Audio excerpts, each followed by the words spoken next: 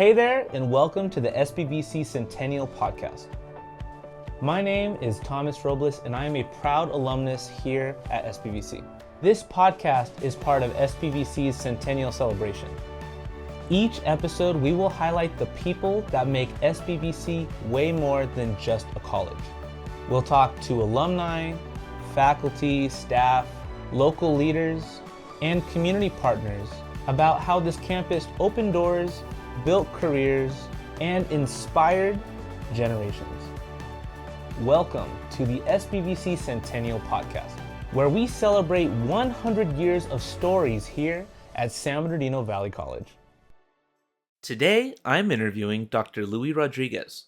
He is a proud San Bernardino Valley College alum and an SBVC Alumni Hall of Fame inductee. Dr. Rodriguez currently serves as Vice Provost and Dean of the Division of Undergraduate Education at University of California, Riverside. He is also a professor and the Bank of America Endowed Chair in Educational Leadership, Policy, and Practice, and the founding director for the Center of Educational Transformation. In this episode, we talk about his journey from the Inland Empire to leading a major research university, what it means to open doors for students who come from communities like ours, and why community college can be the start of something bigger than you ever imagined.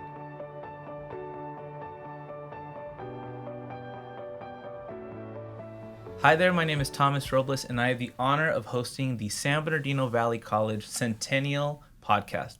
Today we are here with Dr. Louie Rodriguez, and I would love for you to please give us a little bit about yourself. Sure. Thank you for having me. It's an honor to be as part of this process. My name is Louie Rodriguez. I am a native of San Bernardino area. I was born in San Bernardino, raised in Colton. I went to San Bernardino Valley College, graduated in 1993, transferred to Cal State San Bernardino, and went to graduate school at Harvard on the East Coast. Started my career on the East Coast and eventually ended up back here as a faculty member at Cal State San Bernardino. And for the last 9 years, I've been at UC Riverside in various roles from faculty to leadership. But yeah, San Bernardino Valley College has been has played a tremendous role in my journey, my educational journey. When you hear the words San Bernardino Valley College, what image comes to mind first? Probably some of the historic buildings. I grew up in the area. I mean, I used to go to the movie theater across the street. There was a movie theater. The drive-in theater, yeah, right there across the street. So it's obviously it's a staple in the community as an institution. But driving by as a kid, I was always curious what happens there. So the buildings really stand out as something that, and I know some of them are new, and some of those historic buildings are no longer here. But I think the buildings is something that's something that stands out to me as a staple, as something that reflects the institution and is associated with the name San Bernardino Valley College. Of course, the clock tower is usually iconic, right? Yeah. Can you think of a particular building that stands out at the moment? You know, there's a couple. I thought about this. The library is one, the original library. I was thinking about this. It was actually the first place where I checked email. You're kidding. Because email had just been out like in the mid 90s when I was here, 94, 95, and I had an account. They told us we had an account, and I was trying to figure out like, what is this thing? And it was like the old DOS system, disk operating system, where it was like no graphics. It was just like log in, and you had to put in your login and then password and your password. And I remember that doing that here, going through that process here. But I also remember a couple of other areas. The library itself, where the books were, being in Spanish, being in my Spanish classes in the language building, and also in the counseling building where I met my counselor that I'll be happy to chat about more later. But I think those areas really stand out as memorable. That's beautiful. Yeah. Wow. I remember those DOS systems were very hard to navigate. You touched on this a little bit earlier, but I'd love for you to expand. Tell us about the moment SBVC entered your life. So when I finished high school, I realized that community college was going to be in my pathway. And so I came right after. I graduated in June from Colton High School. And in August is when classes started being on the semester system. And so that was the first time where I really stepped foot on campus as a student. Started as a first year student, had my classes, trying to figure it out. What was this thing called college? How does it all work? I had some friends that came with me. We all kind of came over together. And so that was the beginning of the journey. And my goal was to eventually transfer to a 4-year institution, which I eventually did. But I was just, that I would say that's probably the first time that I really dove in with both feet to say, I'm here as a college student and I'm going to see what it's all about. Well, may I ask, when you were here at San Bernardino Valley College, do you remember what your major was before you transferred? I explored a few different things. I thought pre-med sounded good. So I think I was like, let me try chemistry. Had a really challenging time trying to navigate chemistry for the first time. I feel that. Then realized, maybe pre-med is not for me. And then I was like, maybe business. That sounded good. Not sure what I could do with it. Changed my major to business. I took a history class. I was like, this sounds really interesting as well. I eventually landed in liberal arts. I had taken a bunch of different classes, and it seemed like that was a good fit for me, where I was completing a lot of my general ed requirements, and then I ended up completing my AA and liberal arts. And so what I was going to do after was still kind of unclear. When I did transfer, I took a psychology class at Cal State, which really cemented my interest, and then I ended up going in that route. Wow, that's so interesting. Yeah. And that story in particular really resonates with me because when I came to Valley College, I was aimless. I didn't know where I was going to go. Liberal studies was the home I didn't know I wanted, and I pursued that educational pathway as well, transferring to Cal State. So go Yotes. All right. That's so interesting. I would really like to go into more about those folks that resonated with you while on campus. Who was someone at SBVC who made you feel seen? I'll talk about Laura Gomez in a second. Sure. I think there were 2 other classroom experiences that I think were really formative. Spanish. I ended up taking a strand of Spanish classes, which really helped me thrive in the classroom and participate, feel like I belonged in an academic sense to a community. I ended up being part of the Spanish Honor Society. Wow. I was inducted into, I think it was called Sigma Delta Mu. I think that's the name of it. But it's a Spanish academic honor society. And they had a ceremony, but it's because I had taken this strand of classes. And so the instructor is there, I think Mr. Duarte was one of them.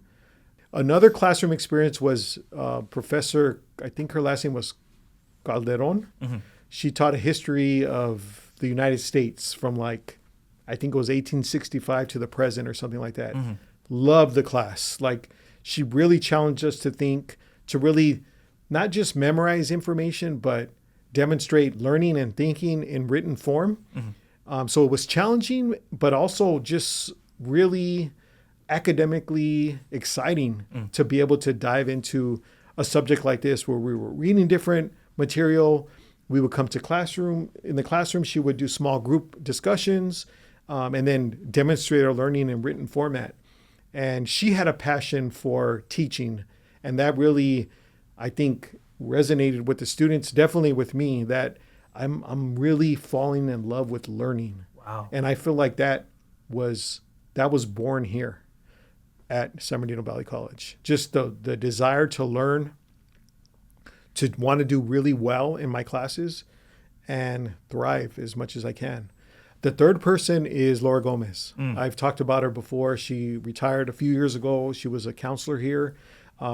She was one of the first people that sat down with me and said, here, Louie, here's a plan. What do you want to do, basically? That was her first question. And I said, transfer. And she says, okay, here's a plan. And she wrote it down. It was before everything was in the system, the computer systems.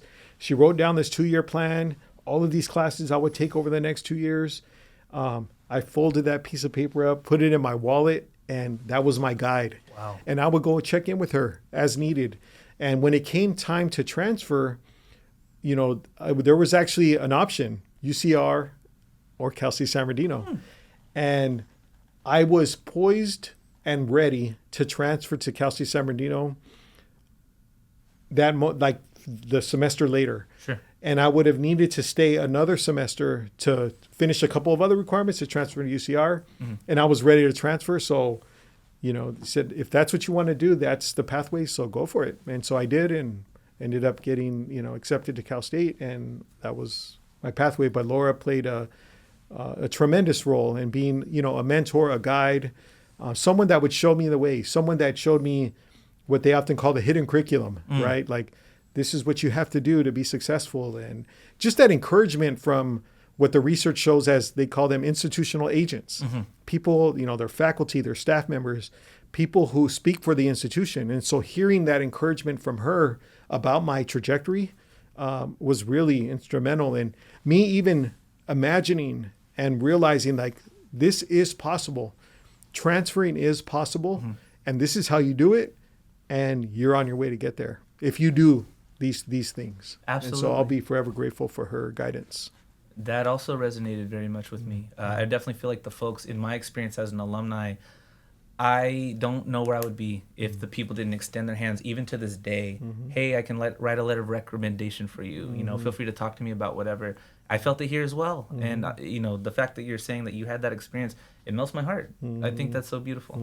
So thank you for sharing that. Sure. Was there ever a moment while you were here when you thought, my life is changing? You talked about your pathway to going into the CSU system, getting a professional education. Was there a moment that really clicked other than with your experience with your counselor? Yeah, this is something that I've done research on this topic since the pandemic with some colleagues at Riverside. Receiving validation in the classroom goes a really long way with students, especially first generation students. And my research has confirmed that. And when I think back to my own experience, and I was thinking about your questions, that was a key moment for me. Thriving in classes and sustaining that trajectory of success started to, and I talked about this a little earlier, take on this academic identity. Like, I belong here. I can do this. I can do this well, this thing called school or education or college. And I've been able to prove that in my performance in my classes, where I'm like, oh, I'm doing well in that class. I'm doing well in that class. And then it sparked something where, like, there was a hunger. There was a desire to want to continue to thrive.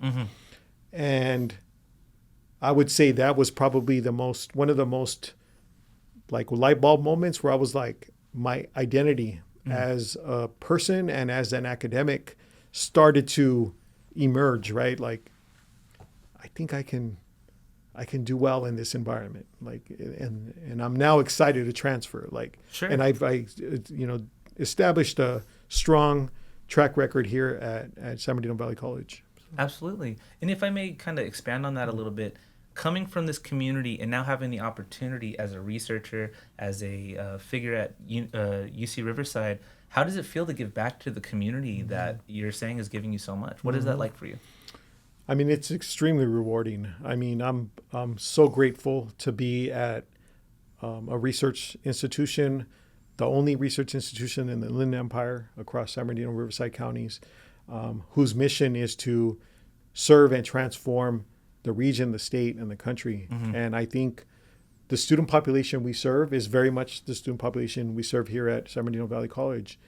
And I think being in that environment and being able to do research and write and publish and speak and help steer the conversation on what student success is and what it means, and to be part of national conversations on, what is my community's experience, and how can that inform national frameworks on how we think about student success.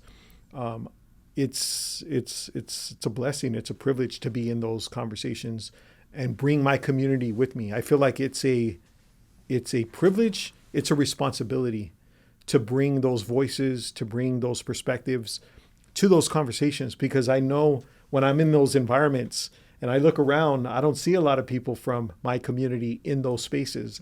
And so I also feel it's a responsibility to pay it forward and to make sure that if there aren't voices at the table, how do we get more voices at the table that come from my community, or at least speak to those experiences, because I've been there as well, to make sure that the perspectives from different pockets of the Inland Empire are heard, and that's really important to me. It's really a blessing to be in that environment and to be able to serve the community in that way. That's amazing. And if I may add on to that one last time, Dr. Rodriguez actually opened the door for me while I was at UC Riverside. And I can't tell you how much that means to me.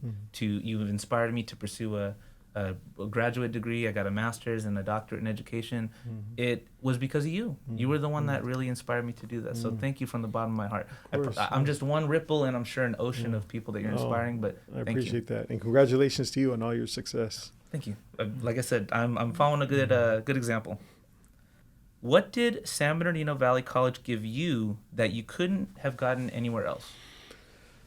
I think an opportunity to be and learn what it means to be a student.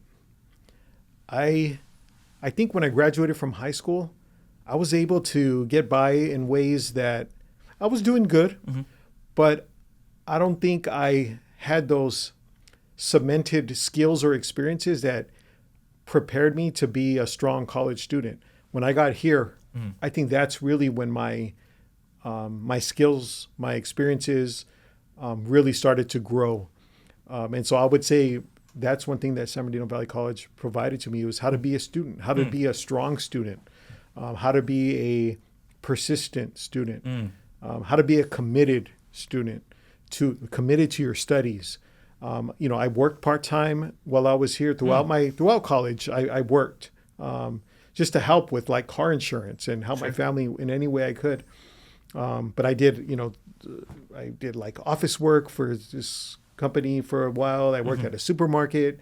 So I think also learning this discipline of balancing and prioritizing school and then building a work schedule around that, and being grateful that any job I had was flexible enough that I was able to continue to remain focused on education, but also be able to sustain myself and help my family a little bit. Sure. And you were a full-time student that whole time while you were at Valley College, while also working possibly multiple jobs at a time? I worked usually one job at a time, and the hours fluctuated. It could have been 20 hours. When I got into the supermarket system, I was up there.